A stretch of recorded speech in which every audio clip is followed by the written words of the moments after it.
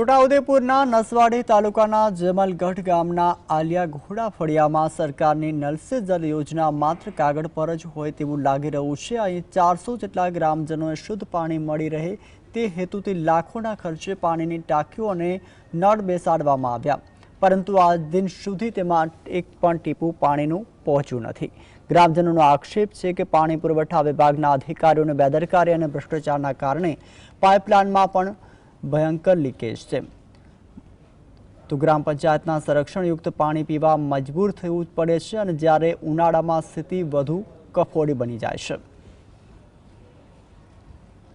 4 વર્ષથી ટાંકી બની છે પણ કોઈ પાણીનો જો કોઈ નળમાં પાણી નથી આવતું, કોઈ જગ્યાએ લાઈનમાં પાણી આવતું નથી, ચાલુ જ થઈ નથી। જો શું કરી ગયા અધિકારીઓ પૈસા બધા ઉઠાવી ગયા પણ કંઈક કામ કર્યું ખરું પણ પાણી આવતું નથી એનો મતલબ શું છે?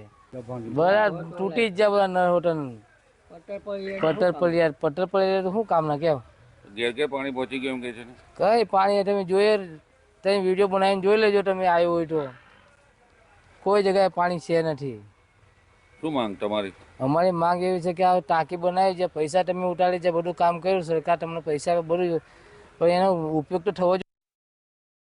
ટાંકી બનાવેલી છે એમાં 4 વર્ષથી જ જ્યાં ટાંકી બનાવવાના, પણ અમારા ઘરે જો ટીપું પાણી આવ્યું નથી એમ, એટલે અમારે આ પાણી રિપેરિંગ કરીને અમારા ઘર સુધી પાણી પહોંચાડવાની અમારી નમ્ર વિનંતી છે। પણ આ વિકાસ જ કંઈ થાય, ખાલી શોભાનું જ બનાવી ગયા છે। આ 4 વર્ષથી જ અમારે ટીપું પાણી નથી આવ્યું અમારા ઘરે હજુ।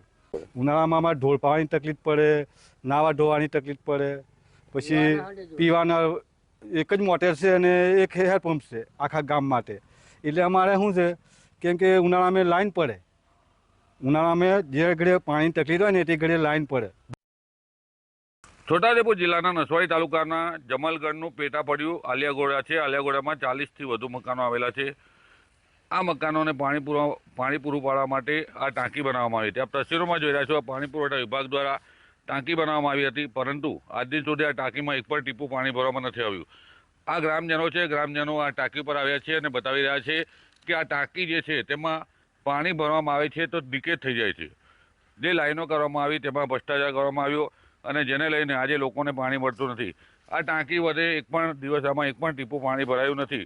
ત્યારે આદિવાસી સમાજના લોકો માટે સરકાર લાખો રૂપિયા ગ્રાન્ટ આપે છે, પરંતુ અધિકારીઓ છે તે ભ્રષ્ટાચાર કરીને તેઓને પાણી પીવાનું પણ ના મળે તેવી કામગીરી કરે છે।